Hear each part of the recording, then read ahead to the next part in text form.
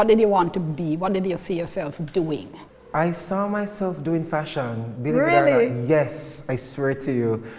At age 3 to 6, I understood the things that I liked. At 11, I could articulate exactly what I wanted to do and be after watching MTV and VH1 and seeing a show called America's Next Top Model. And I was like, okay, I want to be a stylist. That's it. It was like a a light switch went off in my head. And I love Top Model, but so you're saying though, you're watching and not focusing on Tyra and the models and so on, you're looking at the people in the background, the putting them mechanics together, of it. and you're like, that's what I want to do. So in your mind though, was there ever any, how do I get to there from where I am? I always thought that I had to go overseas for it to happen, and the older I got, and I took the 24 JTC bus to Kingston, I found out, okay, it can happen here. So ever since then, I've just been determined to make my dreams a reality. What's the point at which you said it can happen here? What happened? I was in this modeling competition. I came to Kingston to get donations so I could win the modeling competition. And I came to Hertfordshire at least twice a week. And then being around people, going around to stores, I found out, okay, there are actually stylists coming into the stores and doing this. So I was like, okay, it's possible. But you went to UA to do communication studies. So what was in your mind at the time? I'm a writer. I love to write. I love language. Ambition was in my mind at the time because leaving high school automatically, you and your parents and your family want to see you go to school, like further your education. So that was just really it. But you have to do something. I have to do something. Can't be careless. So that was that. But I read that a friend introduced you to someone in the business. Now, a lot of people get introductions. They don't necessarily translate into jobs and a whole career. So what did you do to make those connections, to connect the dots? I was determined. So what you do? I was someone's assistant for a year. But how did you get to that point of being an assistant?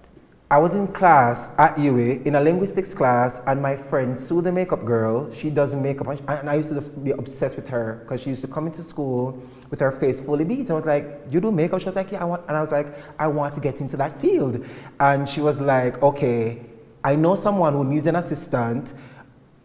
Would you want to be her assistant? I said, yes. And from there, it was just, the rest is history, as they would say. Which point did you decide, okay, let me go into business for myself?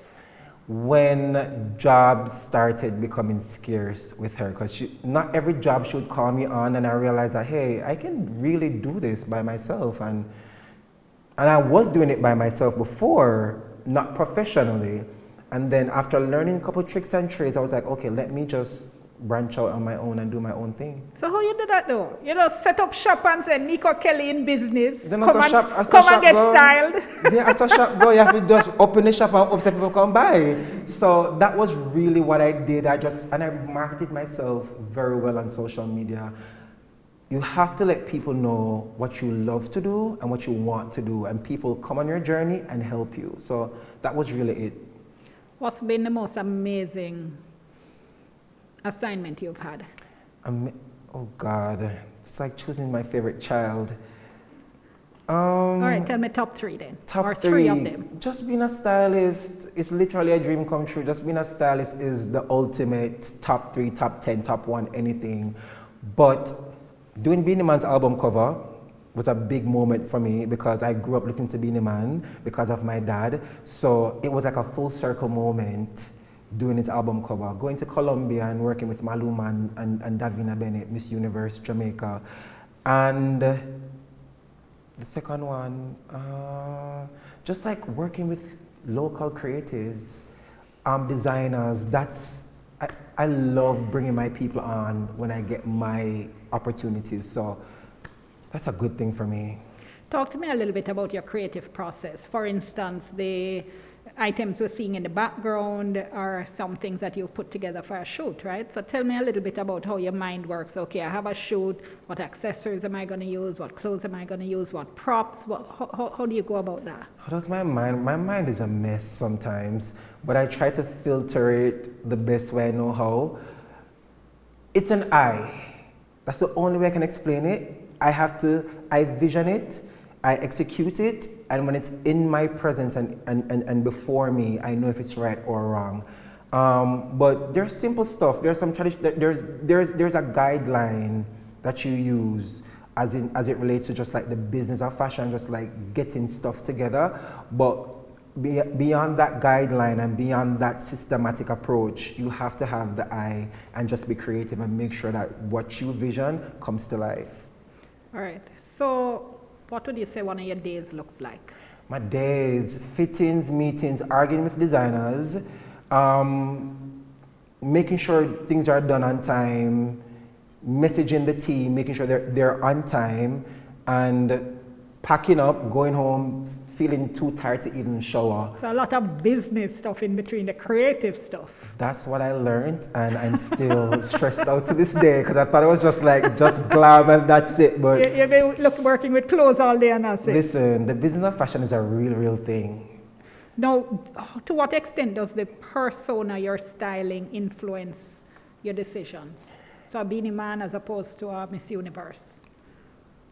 I tackle the mind before I tackle the closet. So every single client that I have to customize their look for them because Beanie Man is already a public figure. So I'm either gonna make him look just as good or heighten that. So you just have to look at the personality, look at the persona, the public figure, and understand how people view them and how people want to view them. And also, you now have to interpret that and make sure that you deliver your idea and their idea of him.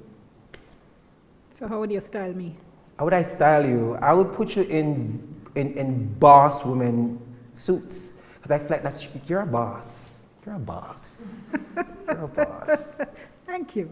Welcome. You are also this year named by Equality JA LGBT Person of the Year, and they call you an unstoppable force of nature. Oh God. Inaccurate but very flattering. and spoke about how you represent the community. How significant is that for you? It is very significant for me because I truly believe that the community has played a big part in pushing fashion and pushing creativity, and I wouldn't exist without their contribution. So I'm a product. They planted the seed and I'm the fruit. So getting that award was very meaningful to me. And to this day, I'm still flattered that they even thought of me. So once my community loves me and I love them back, that's all that matters. Tell me very quickly, because my production assistant is counting me down. Tell me very quickly about the Teen Vogue Challenge. The Teen Vogue Challenge, I rarely enter any social media challenges. So a friend comments like, you need to enter this Teen Vogue Challenge. I was like, oh, all right, let me think about it. And then I did, and within 10 minutes, my work went viral, and I got featured on Teen Vogue. You're still smiling. And it's your pinned tweet, which means big deal. It's a big deal. Teen Vogue, that's huge. That's huge. Did anything come out of that, or is it? A lot of publicity, a lot of new clients, a lot more respect. Really? Yes. When you say a lot more respect, is that part of the, foreign people thinking good, therefore it must be good? Not really, just proving to them that we are just as good as them, even better. And respect meaning that our work, not just from me, but people I work with, because it's a bunch of people that come on board to help me execute this. So the respect for my peers and the makeup artists, the stylists, the photographers, every single person. So, yeah. Who is your dream now? If you could style anybody in the world, who would you choose?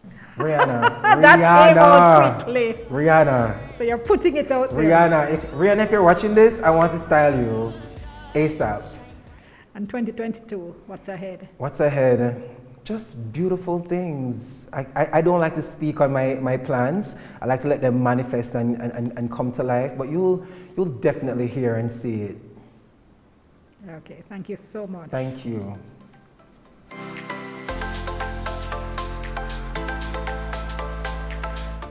Small oversized, the sleeves. I'm the professional. You're not in my course.